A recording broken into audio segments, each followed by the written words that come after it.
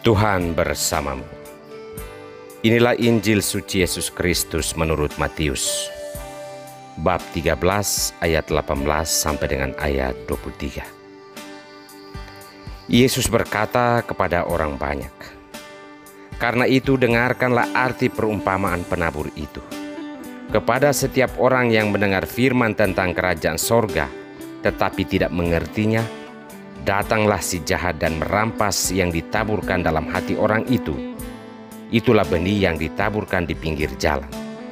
Benih yang ditaburkan di tanah yang berbatu-batu ialah orang yang mendengar firman itu dan segera menerimanya dengan gembira, tetapi ia tidak berakar dan tahan sebentar saja.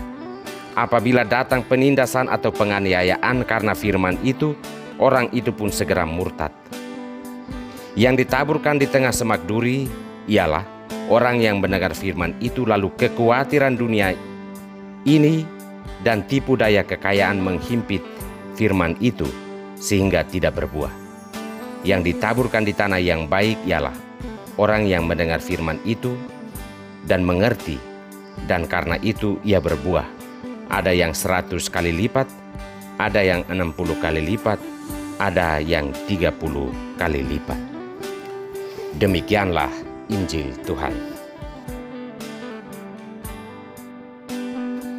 Berakar dalam Sang Sabda. Inilah sampan bersama saya, Pater Domikevi, SVD. Bapak, Ibu, Saudara-saudariku yang terkasih, dimanapun Anda berada saat ini. Sampan kembali menyapa Anda sekalian. Saudara-saudariku yang terkasih, ketaatan itu memang menyakitkan.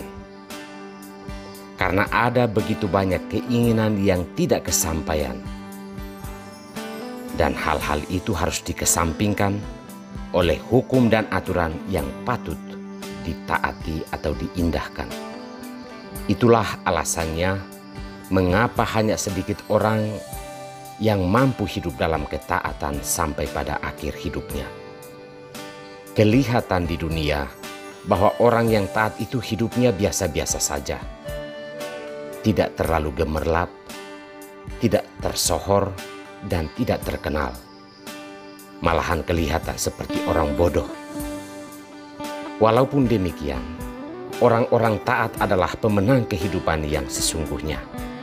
Karena mereka rela untuk tidak hidup enak dan nyaman demi satu nilai kebenaran di hadapan Tuhan dan di hadapan sesama manusia.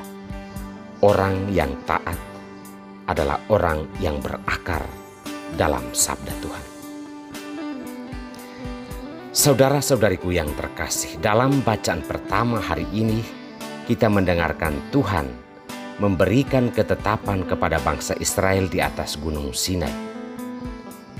Tuhan telah menyelamatkan hidup mereka dan kini mereka akan mendiami negeri mereka sendiri dengan baik apabila mereka mentaati 10 perintah Allah.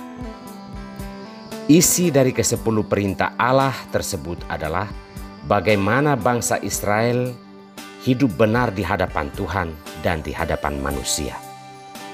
Di hadapan Tuhan Allah, manusia Israel harus lebih taat kepada Allah dan tidak boleh menduakan cinta kasih Allah dengan objek sembahan lain di atas bumi ini. Di hadapan manusia, Tuhan Allah meminta mereka untuk menghormati orang tua, tidak membunuh, tidak berzinah, tidak mencuri, dan tidak mengingini harta milik orang lain. Ketaatan Israel akan diuji oleh ke-10 perintah Allah tersebut. Jika Israel taat, maka Allah akan menunjukkan kasih setianya kepada mereka sampai selama-lamanya. Dalam bacaan Injil hari ini, Yesus menjelaskan arti perumpamaan tentang benih yang ditaburkan.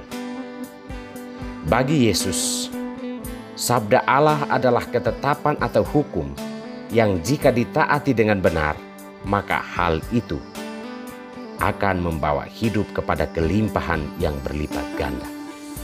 Namun manusia atau kita sekalian harus berhadapan dengan godaan-godaan kejahatan. Jika kita tidak berusaha untuk mengerti dan memahami serta berakar pada sabda Allah, maka si jahat akan mampu merampas kebenaran Allah dari kehidupan kita. Kita juga akan berhadapan dengan godaan untuk murtad. Hal ini akan terjadi apabila sabda Allah hanya didengar dan dipahami sambil lalu saja. Mungkin beberapa ayat sabda Tuhan menyenangkan hati kita, membuat kita meneteskan air mata dan terharu. Namun itu hanya sesaat, karena tidak berakar dalam hidup kita. Maka kita akan mudah untuk tidak percaya akan kebenaran sabda Allah dalam hidup kita. Kita juga akan berhadapan dengan godaan untuk melarikan diri dari tantangan hidup yang berat, entah sakit ataupun penindasan dan berbagai penderitaan lain. Jika sabda Tuhan tidak berakar dalam hidup kita, maka kebenaran sabda itu akan terhimpit mati oleh berbagai tantangan, penderitaan, dan siksaan. Saudara-saudariku yang terkasih, pesan sabda Tuhan hari ini untuk kita sederhananya adalah, biarkanlah sabda Tuhan berakar dalam kehidupan kita. Kita harus berani membuat keputusan dalam hidup kita bahwa hanya sabda Tuhan dan kebenarannya yang boleh berakar dalam kehidupan kita. Bukan kejahatan, bukan harta, benda duniawi, bukan prestasi dan jabatan, tetapi sabda Allah lah yang harus berakar dalam kehidupan kita. Jika kita membiarkan sabda Allah berakar dalam hidup, maka kita akan tahu bagaimana menggunakan semua atribut duniawi ini untuk tujuan keselamatan jiwa dan raga kita. Luangkanlah waktu kita untuk menumbuh berakarkan sabda Tuhan dalam hidup kita, karena kasih setia Tuhan akan turun atas orang-orang yang hidupnya taat dan berakar pada sabda Allah. Tuhan memberkati kita semua.